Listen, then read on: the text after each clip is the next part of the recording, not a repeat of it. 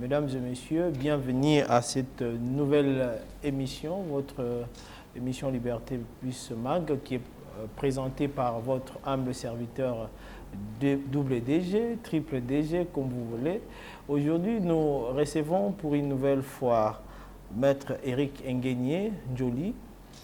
Comme vous le savez, il est coordonnateur national de la nouvelle génération Tshisekedi, NGT en sigle, à qui je dis déjà bonjour, maître. Bonjour, monsieur le journaliste, bonjour DG.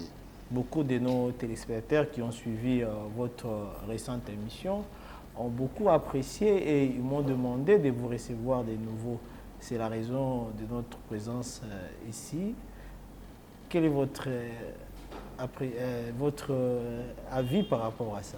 Nous sommes très heureux qu'ils puissent nous réclamer. Je sais que vous avez beaucoup de spectateurs et nous sommes à leur service. Nous ne manquerons pas d'éclairer les lanternes sur toutes les questions, non seulement du pays, mais surtout de la nouvelle génération du Tshisekedi et du parti. Est-ce que vous-même, vous avez également reçu le feedback de votre émission? Beaucoup d'autres de vos collègues journalistes nous ont appelés, ils ont demandé des émissions. Modestement, je leur ai demandé de vous contacter afin que nous puissions parler dans l'ensemble. Oui. Parce que c'est votre monde. Nous, on est dans un monde judiciaire et politique. Oui. Mais là, c'est votre monde de la presse. Voilà, nous organisons cette émission pour parler essentiellement des élections sénatoriales et des gouverneurs et vice-gouverneurs qui se sont déroulées, comme vous le savez, hier lundi. Alors, de manière globale, comment est-ce que vous avez suivi le déroulement de ces élections? La fois passée, nous vous avons dit que les élections vont bien se dérouler. La crainte de beaucoup de citoyens, surtout des Quinois, était qu'il y aurait de la corruption, les tickets gagnants allaient perdre. Je salue l'actuel gouverneur de la ville de Kinshasa, son Excellence, il faut déjà oublier de l'appeler honorable, son Excellence Daniel Bumba. Et son colistier, qui est vice-gouverneur, pour leur brillante élection. Sincèrement, 37 sur 47, c'est beaucoup. C'est une première fois, c'est un premier record, hein, ça on peut le dire. C'est un grand record depuis que nous avons commencé l'histoire des élections des gouverneurs. Dans l'ensemble, les élections se sont bien déroulées, sur tout le territoire national, hormis certaines provinces. Mais c'était bien, c'était un nouveau vent. Le peuple attend beaucoup de nouveaux gouverneurs. Le peuple attend beaucoup de vous, surtout Daniel Bumba, fils maison du parti. Surtout qu'il avait aussi le soutien de la nouvelle génération de Tshisekedi. Si. Je sais qu'il va faire quelque chose de grand. Il va redorer le blason pour que la ville puisse redevenir encore Kin belle comme c'était autrefois. Je sais que l'ancien gouverneur a fait quelque chose. On peut voir la route Lenguesa qui quitte le grand marché, Ngobila, oui, mais nous attendons plus. Nous, les Quinois, attendons plus. Heureusement, avec le nouveau gouverneur, nous sommes rassurés qu'il y aura de bonnes choses. Nous sommes convaincus. Puisque vous insistez sur l'élection bruyante de gouverneur Daniel Bumba, qui sera investi après la publication définitive de ces élections-là. Alors, derrière cette réussite, nous avons vu Augustin Kabouya mouiller les maillots. À la dernière minute, nous l'avons vu même à l'hôtel du Fleuve tenir des réunions avec les députés provinciaux. Aujourd'hui, on dira que tous les députés provinciaux de l'Union sacrée ont voté pour Daniel Bumba. C'était quoi sa stratégie? Nous devons saluer la fois passée, je disais que le pays et le parti a la chance d'avoir l'honorable secrétaire général Augustin Kabouya à la tête. Lorsque vous avez un bon coach, monsieur le journaliste, vous ne pouvez qu'avoir de bons résultats. L'honorable Daniel Bumba, jadis, il a la chance d'avoir un coach. L'honorable secrétaire général Augustin a mouillé le maillot lui-même. Il a tenu des matinées politiques. Il a moralisé les députés provinciaux. Vous savez, l'argent a un grand pouvoir. Hein? L'argent que vous voyez a du pouvoir. Et la corruption bat son plein dans notre ville. Mais grâce à la sagesse de l'honorable secrétaire général Augustin Kabouya, il a moralisé les députés provinciaux, nous avons vu. Il a moralisé même les combattants et les candidats eux-mêmes. Ça payait, ça ne pouvait que payer. L'argent vient après. D'abord le cerveau. Le coach a un bon cerveau et le coach a prodigué de très bons conseils. Le coach a démontré aux députés provinciaux que le peuple attend beaucoup d'eux sur ces élections de gouverneurs. Ils ont suivi la parole du coach et vous avez vu comment toute l'Union sacrée s'est mobilisée et puis les tickets gagnants a gagné réellement. Vous allez voir maintenant les retombées. C'est ce que nous appelons en droit la légitimité. Lorsque vous êtes un chef légitime, vous allez réaliser de très bonnes choses parce que le peuple sera avec vous. Coup de chapeau à l'honorable secrétaire général. Maintenant, on peut l'appeler double brassard. Si, coup de chapeau à lui. Il s'est fait élire aussi sénateur. C'est pour la première fois depuis les élections de 2011 que l'UDPS a obtenu, je crois, plus de 3 sénateurs dans la ville de Kinshasa. Ça aussi, c'est un succès qu'on colle toujours au secrétaire général, Augustin Kabouya. L'honorable secrétaire général Kabouya, je sais que non seulement que l'UDPS, notre parti, lui est très reconnaissant, mais la nouvelle génération du Tshisekedi aussi ne manquera pas de lui décerner un titre. Il est aujourd'hui lui-même d'abord. Il a été élu massivement député national. Hier, il a été élu sénateur. Je suis rassuré qu'il aura du mal à faire un choix. Il aura du mal à faire un choix entre les deux. Si on vous demandait de lui prodiguer des conseils entre le Sénat et l'Assemblée nationale, qu'est-ce que vous pouvez lui dire? Comme avocat et comme coordonnateur de la nouvelle génération du Tshisekedi, nous allons le conseiller de rester à l'Assemblée nationale. Pourquoi? Parce que sur le plan constitutionnel, l'Assemblée a plus de pouvoir que le Sénat. Lorsqu'il y a conflit entre l'Assemblée nationale et le Sénat, c'est l'Assemblée nationale qui prend le devant, qui prend la tête. Ce sont ces décisions qui priment. Alors, comme patron du parti au pouvoir, patron du parti présidentiel, je vais le conseiller de rester au niveau de la chambre basse. Certainement, ils vont dire la chambre haute. Non, mais il faut lire les textes. Le Sénat, c'est la chambre haute, mais il faut lire les textes. Que disent les textes? Lorsqu'il y a conflit, c'est l'Assemblée nationale qui prime. Donc, les grands enjeux, c'est au niveau de l'Assemblée nationale. Non seulement qu'elle va investir le gouvernement, les deux chambres peuvent opérer le contrôle, mais lors des grands conflits d'intérêt au niveau du Parlement, c'est la décision de la chambre basse qui prime. Donc, je vais conseiller à l'honorable secrétaire général de rester député pour contrôler ce qui va se passer. Maintenant, quand on regarde la composition de l'Assemblée nationale, vous le savez que l'Union sacrée a beaucoup de députés, autour de 450 selon les derniers chiffres. C'est Vital Kamerhe qui sera à la tête de l'Assemblée nationale après les primaires que le secrétaire général, toujours lui et encore lui, qui a supervisé. Alors, quelle est votre appréciation par rapport au choix porté sur Vital Kamerhe par l'Union sacrée? Vital Kamerhe, un ancien speaker de l'Assemblée nationale, jadis il avait bien travaillé, il avait démissionné. Cette fois-ci, les députés, en majeure partie non députés de l'Union sacrée, ont porté leur dévolu sur lui. Je retiens des de ses phrases. Lorsqu'il a rencontré le magistrat suprême, il a dit « loyauté réitérée » et a promis de bien faire son travail. Accordons-lui cette chance-là. Il sait très bien que le peuple attend beaucoup du gouvernement prochain. Je suis rassuré qu'il va travailler pour le peuple. Et surtout, il va suivre la ligne de conduite que son Excellence, Monsieur le Président de la République, Félix-Antoine Tshisekedi Tshilombo, va le lui orienter comme conseil, comme direction à prendre pour que notre pays aille de l'avant. Mais il n'a été voté que par 183 députés. Vous ne craignez pas qu'il y ait une sorte de contestation interne? C'est l'expression de la démocratie. C'était le primaire que l'honorable secrétaire général Augustin avait organisé pour le compte de l'Union sacrée.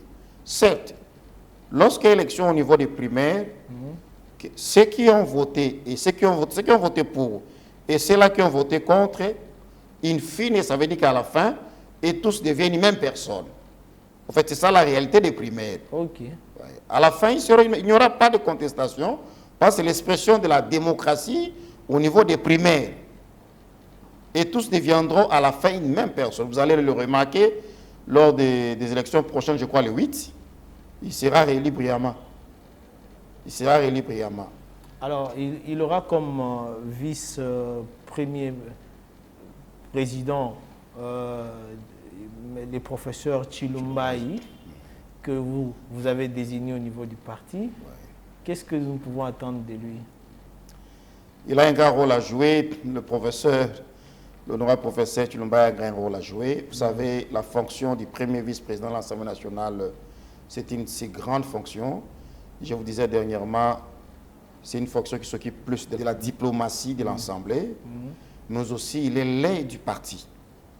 Il est l'aide du parti, c'est lui qui remplace en premier le président lorsqu'il est en déplacement, ou bien lorsqu'il est empêché. Et nous le faisons confiance parce que, je vous avais dit, les choix du parti ne sont pas n'importe quel choix. Ce sont des excellents choix.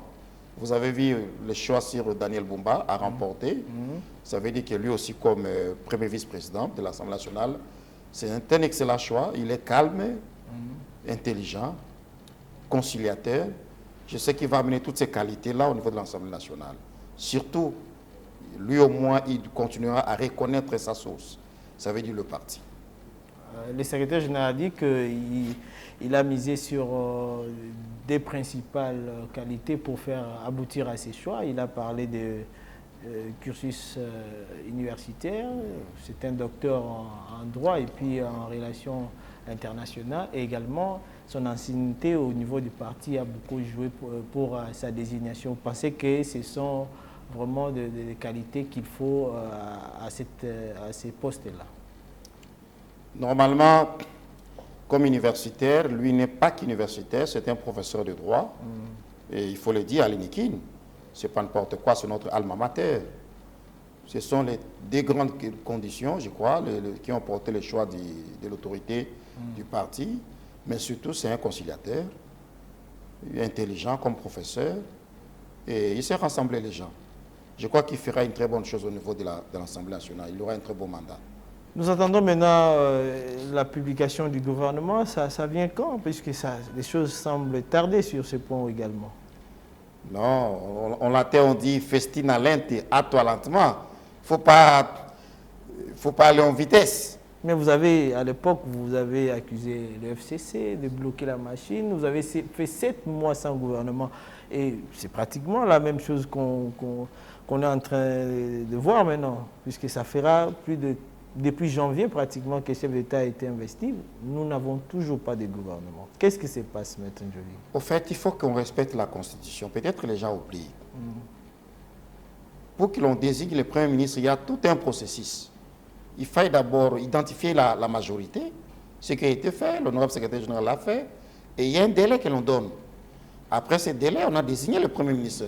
La Première ministre que je salue en passant, mais certainement, elle est encore en train de, je crois qu'elle est dans ces derniers moments de finissage de son travail pour cette fois-ci identifier les hommes de cœur et de valeur, comme nous vous avons toujours réitéré, des compétences, afin de diriger le pays. Je sais que si les élections du bureau passent, le gouvernement ne tardera plus. Okay. Parce que tout a été déjà fait au niveau de l'identification de la majorité. L'honorable secrétaire général avait déjà identifié la majorité. Et puis la Première ministre elle-même n'a pris qu'une semaine pour échanger de vive voix avec les chefs des regroupements politiques. Je suis rassuré qu'on termine d'abord, on devait terminer ce vent des élections, le gouverneur et le sénateur, après le bureau de l'Assemblée nationale, puis sera publié le gouvernement. Que le peuple prenne encore un petit peu son mal en patience pour la sortie prochaine du gouvernement de la première femme Premier ministre dans notre pays. Alors pour vous, quelle peut être la première décision de ce gouvernement une fois mise en place? Une fois mise en place, je crois que le gouvernement va, à notre humble avis, va s'atteler sur deux choses. Je crois sur l'agriculture, parce que le peuple a faim. Vous savez, le peuple réclame et les produits importés sont toujours moins chers que les nôtres. savez, les poissons, chinchas et les autres coûtent moins cher que nos poissons du fleuve. À un moment, nos enfants ne connaissent même pas cela. Alors, je sais que le gouvernement va beaucoup marteler sur l'alimentation, sur l'agriculture, sur la pêche. Je crois que le gouvernement va aussi continuer à se battre sur la sécurité. Vous savez que nous sommes un pays en guerre, nous sommes agressés par les voisins. Le gouvernement va continuer sur cela, sur cette lancée-là. Et puis, le ministère de l'Intérieur va faire son travail par rapport à l'identification des citoyens congolais, l'identification du peuple. D'ailleurs, l'opération est en train de continuer par rapport à l'octroi des cartes par l'ONIP. Ah, vous saluez cette démarche? Nous félicitons le ministre sortant, parce qu'il faut le dire, l'honorable Peter Kazadi. Oui, il a mouillé le maillot pour ça. Nous saluons cette politique du chef de l'État qu'il avait instituée. Au moins depuis nous qui avions les cartes d'Isaïr à l'époque. Oui. Vous savez, au moins nos enfants et les autres et nos cadets vont aussi avoir la carte pour citoyens. Ça, nous saluons la politique du chef de l'État pour l'identification de tous les citoyens. Nous sommes très contents pour ça. Mais tantôt, quand on parlait de la formation, des premières décisions qui pourraient être prises après la mise en place du gouvernement, vous avez parlé en premier lieu de l'agriculture. Pourquoi? Puisqu'il y a beaucoup de secteurs vitaux. Parce que l'agriculture, monsieur le journaliste, c'est le poumon du développement d'un État.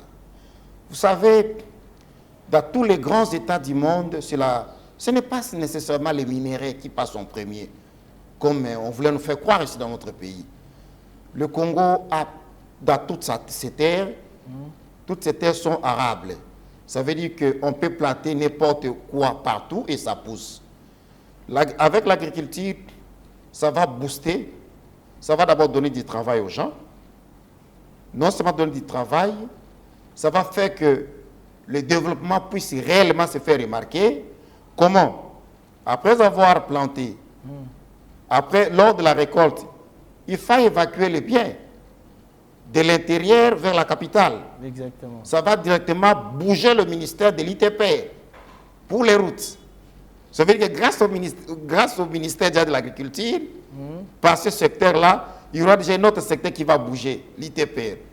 On va arranger les routes, on va aménager les transports. D'ailleurs, vous voyez directement le ministère des Transports aussi y arrive.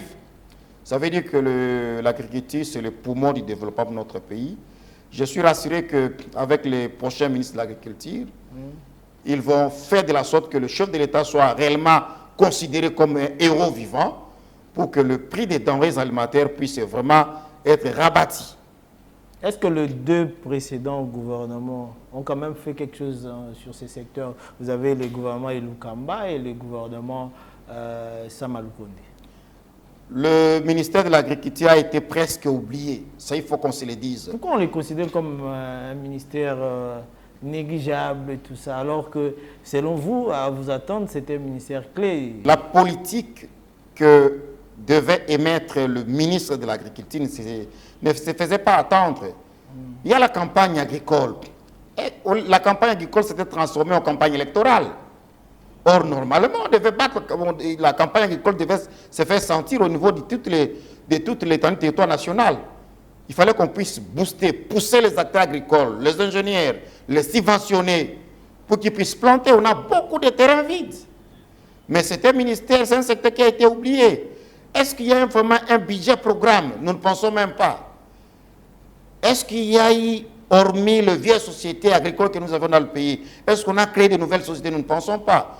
Par exemple, le programme national du riz, ça devait devenir normalement une société nationale du riz. Le maïs autant. À l'époque, on avait aux ACAF et autres. Et le café. Cette fois-ci, nous croyons que le chef de l'État va encore booster ce ministère pour que le peuple puisse réellement se sentir à l'aise. Au lieu que l'on mette toujours le minerai, le mine avant les choses. Or, je vous ai dit, le ministère clé, le ministère de l'Agriculture, ça touche presque tous les autres ministères. Chacun intervient au bon moment. L'économie, le transport, les routes, ça veut dire l'ITP, et j'en passe. Je crois que c'est un ministère qui a été oublié, mais cette fois-ci, nous croyons qu'avec ce gouvernement de compétents comme la Première ministre, son Excellence Judith a dit, le ministère ne sera plus oublié. nous pensons, nous sommes convaincus. Alors, en deuxième lieu, vous avez évoqué la sécurité. Est-ce que vous appréciez l'opération Panthère lancée contre les banditismes urbains? L'opération Panthère, nous l'apprécions, mais normalement, on ne devait pas danser avant la musique. Il y a un problème qui se passe dans notre pays. On traque les Koulouna, mais oui, mais vous les traquez, vous ne savez pas où ils habitent. Il n'y a que dans notre pays actuellement, quelqu'un qui habitait la commune de Selembao peut déménager et commencer à habiter à la Gombe, et puis l'État ne connaît pas. Okay. Ça veut dire que cette réalité, ça se termine entre les courtiers et les propriétaires des maisons. Mais l'État est où? Si seulement si le ministère de l'Intérieur devait se battre sur le plan de sécurité, vous voulez déménager, vous voulez quitter Selembao où vous habitez, l'on vous identifie. Vous habitiez dans quelle maison? Chez qui? Et vous la louez où? Pourquoi vous y allez? Là où vous étiez, qui était le propriétaire? Déjà, ça, ce sont des mesures préventives de sécurité. Sur cette base-là, vous allez découvrir que dans telle personne qui est en train de quitter telle commune, il y a des garçons qui ne travaillent pas chez lui. Okay. Ça, c'est le service de population qui fonctionne. Avec ça, l'opération Panthère va avoir du poids. Parce que les policiers peuvent circuler la ville, mais vous ne connaissez pas ceux qui habitent la ville. Quelqu'un qui va quitter l'intérieur, il arrive à Kinshasa, on ne sait même pas l'identifier. Si c'est un Congolais, il a le droit de se promener partout, dans son pays. Mais il faisait quoi à l'intérieur du pays? Il est venu à la capitale faire quoi? On ne sait pas. Et puis on va parler de l'infiltration. En fait, ce sont de petites questions pareilles qu'au niveau du ministère de l'Intérieur, ils devaient mettre leur cerveau, leur intelligentsia, pour arranger les choses. À ce moment-là, l'opération Panthère réussirait. Mais nous souhaitons quand même bonne chance dans cette opération pour que la criminalité puisse un peu diminuer au niveau de la ville. Mais à quoi consiste cette opération? Justement, vous savez le mot panthère. Panthère noire. Panthère noire, c'est juste pour terrifier. Ça fait terrifier le criminel, les jeunes gens qu'on appelle les Koulouna. Ça le fait terrifier, ils peuvent rester à la maison. Or, le grand travail, c'est l'identification de tous les citoyens partout où ils habitent. On peut poser la question à nos amis de l'intérieur. Combien de personnes sont mortes la semaine passée? Est-ce qu'ils seront à mesure? On continue à tantonner, nous sommes 100 millions d'habitants, mais qui a évalué ça? Les statistiques là proviennent d'où? Or, on devait avoir les agents au niveau de chaque clinique et de chaque cimetière. Au niveau des cliniques, on devait savoir tel enfant est né. Directement, on identifiait à la femme. Madame, qui est le père de cet enfant? On identifie, il habite où? Déjà, on sait le faire domicilier. Et il fait quoi dans la vie? Ceci va mettre fin à des Koulouna. Vous savez, identifier la personne depuis la maternité. Vous l'identifiez dès la maternité, vous savez déjà le domicile du parent. Du père, parce que la mère est encore à l'hôpital. Même au niveau des cimetières, qui est mort? On enterre qui? Il habitait où? Il faisait quoi? Ça peut aider directement la ville à être sécurisée. Au fait, en réalité, on n'aurait même pas besoin de grandes opérations d'envergure comme des panthères. Parce qu'on aurait dit déjà identifier tout le monde. On saurait que dans le quartier tel, il y a 50 jeunes qui ne travaillent pas. Ils font quoi? Ils ne disent que presse ou bonjour. Non, il faut les prendre et leur donner du travail. Ou bien les encadrer, les former. Mais l'opération Panthère, nous disons, oui, nous l'encourageons. Ça va aussi aider un peu à diminuer un peu le désordre la nuit. Mais ce n'est pas une solution durable. Ce n'est pas une solution durable. La solution est que le ministère de l'Intérieur, nous croyons que cette fois-ci, son Excellence le chef de l'État va nommer une personne qui va mettre une bonne politique afin d'identifier d'abord les citoyens dans leur domicile. Et les nouveau-nés et ceux qui meurent.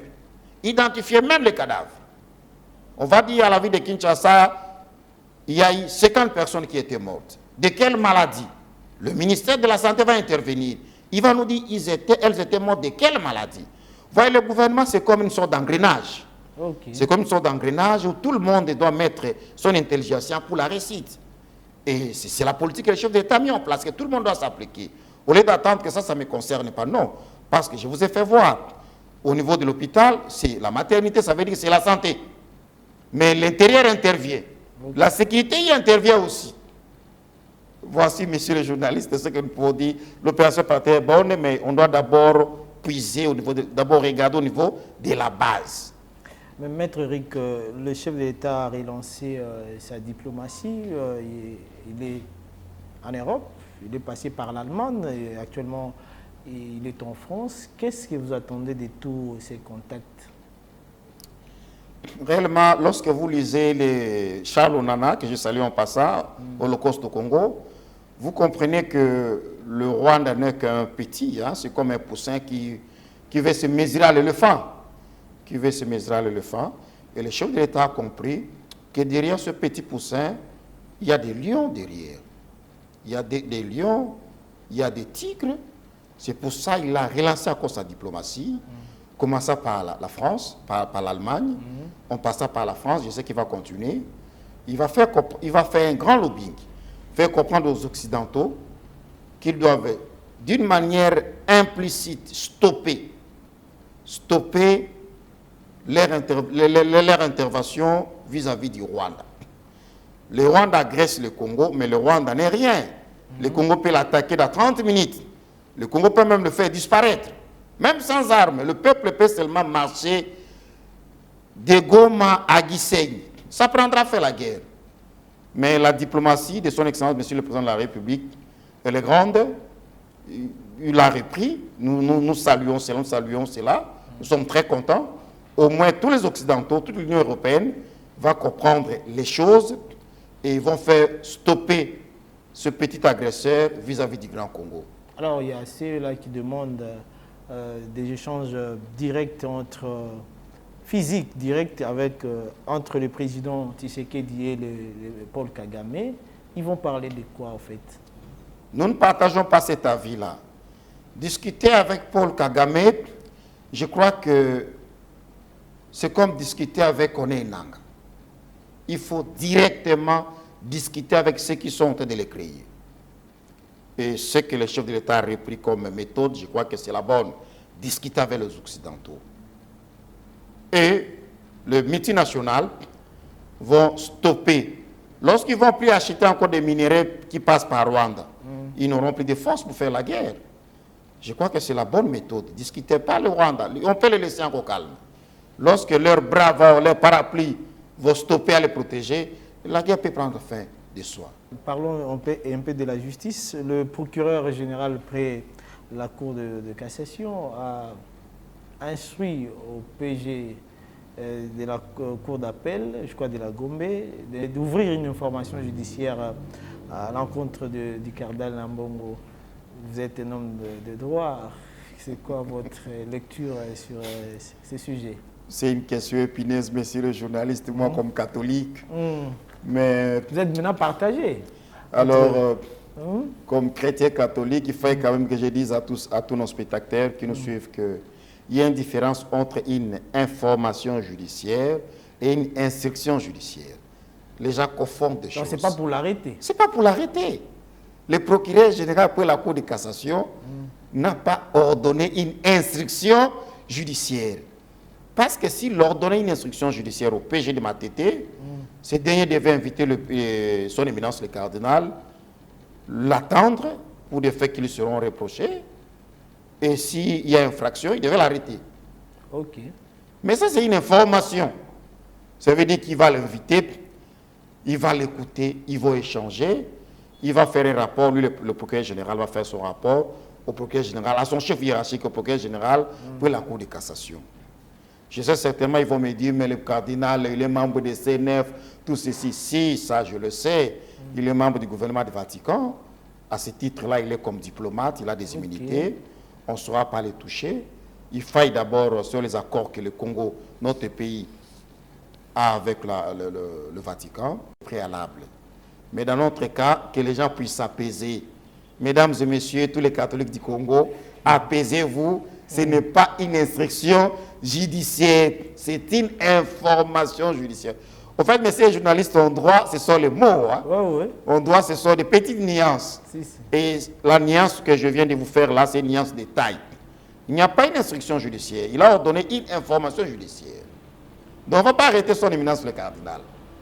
Mais après l'information, vous ne voyez pas que si le procureur sent que les éléments à sa possession sont nuisibles, par exemple pour le régime ou bien pour l'État, il peut en ce moment-là poursuivre les cardinals. Je suis rassuré que le procureur général de Matete ne sera pas à mesure d'arrêter le cardinal parce qu'il va d'abord faire son rapport au procureur général de cassation. Il n'y a que ce dernier qui a le pouvoir d'instruire. Parce que les évêques ont le rang de ministre.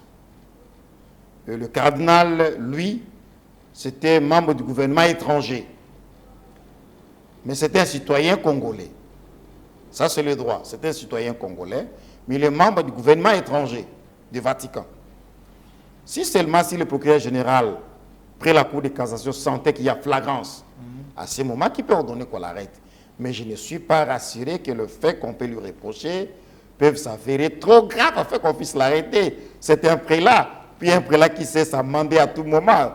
À tout moment, lui, il s'amende. Hein? Il peut dire aujourd'hui ceci, puis demain. Il s'amende parce qu'après tout, c'est lui qui prie pour les chrétiens. D'accord, mais entre-temps, dans les secteurs aussi, toujours de la justice, vous avez appris par les médias cette histoire de forage. Aujourd'hui, il semblerait que le même procureur général près la Cour de cassation aurait ordonné à ce que les ministres qui sont cités dans cette affaire-là ne quittent pas les pays, sont interdits de quitter les pays. Quelle est votre analyse ou votre appréciation sur ces dossiers? Monsieur le journaliste, comme avocat, mon serment ne me permet pas de commenter sur une instruction en cours. Ils sont encore présumés innocents, d'après notre Constitution. Moi, je ne suis pas journaliste d'investigation comme vous, mais si seulement si le fait s'avérait grave, la primaire est laissée au procureur général de faire son travail. Maître Kingeni, on ne pourra pas terminer complètement cette émission sans parler de la NGT, dont vous êtes coordonnateur national. Quelles sont les news chez vous? La nouvelle génération Tshisekedi, la NGT que nous dirigeons, après avoir fêté ses 15 ans d'existence, ça il faut qu'on souligne, elle est cette fois-ci pas en mutation, mais en train d'être réorganisée. Tous les anciens acteurs, ça veut dire que les anciens dirigeants, certains ont voyagé, les autres après les élections ont pris du congé. Nous avons apprécié. Nous sommes en train de refaire les choses. Il y aura une grande assemblée qui sera au jour prochain. Mais nous continuons d'abord à suivre ce que nos cellules sont en train de faire sur le terrain. De jour en jour, on nous dit que les membres sont en train d'acheter les cartes. Et les cartes sont achetées, ils savent comment le faire. Donc nous continuons le travail et nous encourageons plus tous nos amis de l'intérieur. Les fédéraux de l'intérieur sont aussi en train de travailler, mais ils ont aussi ouvert leurs yeux sur le prochain gouvernement. Mais il y a ceux-là qui se demandent comment adhérer à la NGT. Il y a eu beaucoup de questions dans ce sens-là, après notre récente émission avec vous. Comment on fait pour adhérer à la NGT? Nous avions insisté que l'adhésion de la NGT passe par nos cellules. Ils savent, ils peuvent passer sur l'enseignement où se trouve notre siège national. Ils vont trouver tous les numéros possibles du secrétaire général qui peuvent les orienter auprès de nos cellulaires, auprès des non-fédéraux. Les 4 fédéraux de Kinshasa sont en train de faire ce travail-là, ainsi que les sectionnaires, pour identifier et accueillir les nouveaux membres. Lorsqu'il y a toujours un grand nombre, nous le faisons par une grande matinée. Nous ne suivons que la politique de notre parti, par une grande matinée pour les présenter auprès des anciens. Maître Eric Nguenié Njoli, cette émission est finie. Est-ce que vous avez une autre chose à ajouter? Nous sommes très heureux, monsieur le journaliste. Nous félicitons tout le nouveau promis, si on peut le dire ainsi. Oui. Félicitations à son Excellence, monsieur Daniel Bumba, pour être élu brillamment à la tête de la ville de Kinshasa.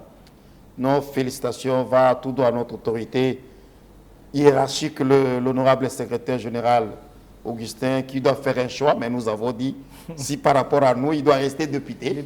Parce que c'est la chambre basse où il y a beaucoup d'enjeux.